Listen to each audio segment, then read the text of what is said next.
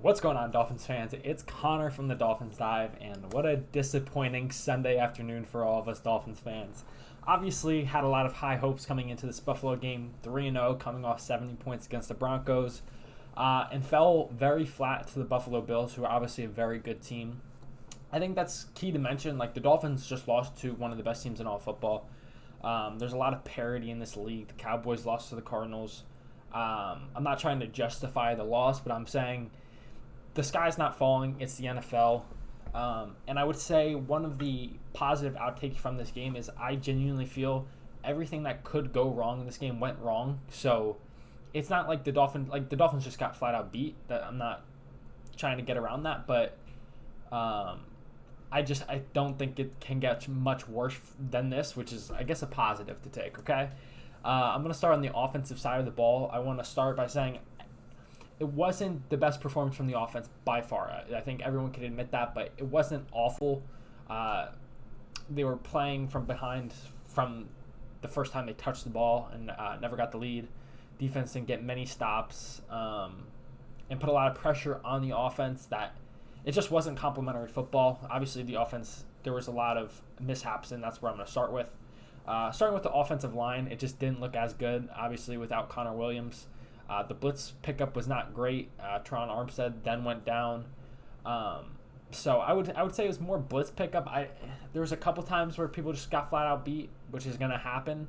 But the blitz pickup was not good, and the coordination within that.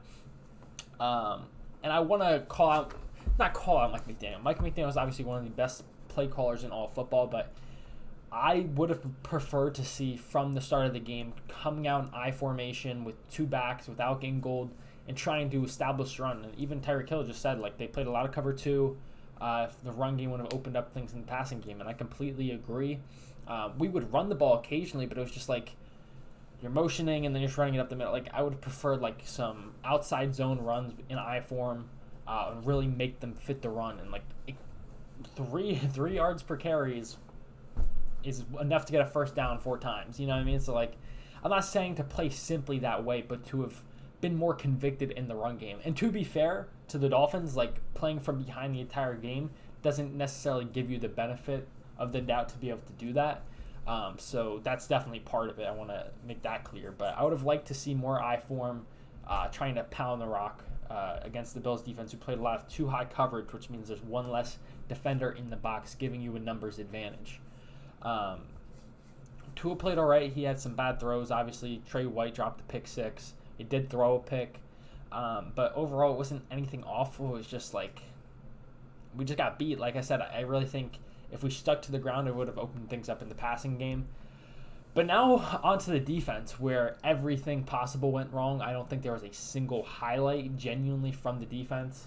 The defensive line, I'm at a loss for words. It's overrated as fuck. Bradley Chubb is getting paid way too much money for the production he puts up. I don't care. Christian Wilkins, I love Christian Wilkins. He's a great personality. But for a good run defender who wanted to be the highest paid interior defensive lineman in the league and has zero pass rush prowess currently. Like, I love the guy. He's a great locker room guy. Yeah, I love his energy. He's hilarious. And he was great against the run last year. And I was like, all right, maybe like a scheme change. We'll see more pass rush productivity, and it's nowhere to be found. Now, to be fair, we're 4 games into the season. He's still into a new scheme. But still, like, for a guy who wanted to be paid the top money out of all interior defensive linemen, like, I saw Zach Sealer making more plays. Now, to be fair, I do need to admit, I need to go and watch the film. I don't know, maybe he was getting double-teamed the entire game. I highly doubt that, but if he was, then, I mean, that's tough. I will rescind my words, but for someone who wants to get paid like he's getting paid and he can't do anything pass rush-wise, it is not worth it at all. Andrew Van Ginkel looked like our best defensive lineman who's getting paid the least. So something needs to fucking change there. Bradley Chubb's getting paid all that money to be doing damn near nothing. So, like, if Bradley Chubb was getting paid $5 million a year, sure, but not for like 25 or whatever it is. Agba, obviously, it was more for the previous scheme. Obviously, if we were running the scheme we were, I don't think we would have re-signed him for that money. But still, in hindsight, that looks awful.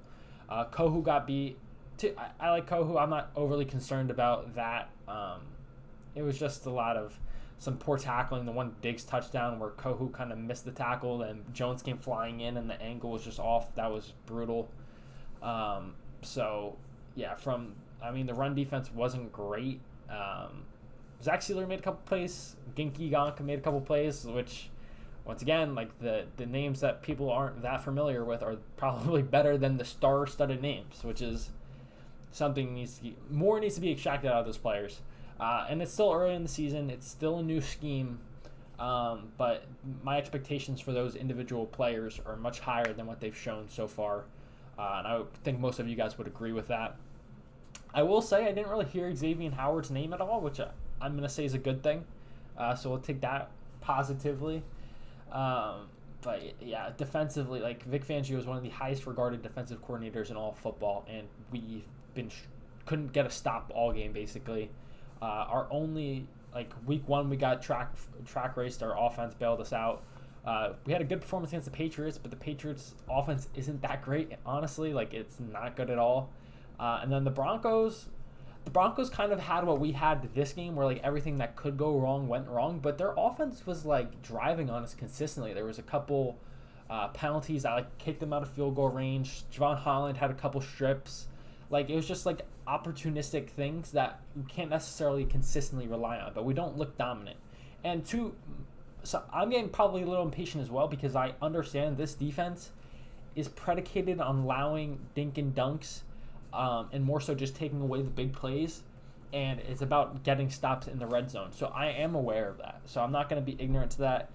It is a little frustrating, and I will say there are times where we're only sending 4 and we're playing sound coverage on the back end, but then you can't give the quarterback all day when you have Bradley Chubb, Christian Wilkins, Zach Sealer. If Jalen Phillips is healthy, maybe that makes a bit of a difference, but we need more production from the guys that are getting paid what they're getting paid. It is just the assets spent on those players and the return on that investment is zero.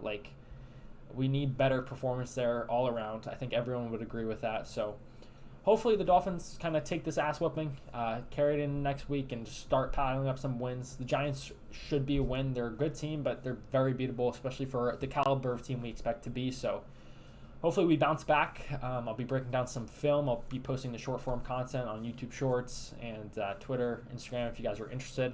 But yeah, comment your thoughts down below on this ass whooping, and I appreciate you guys for watching. Until next time, I'll catch y'all.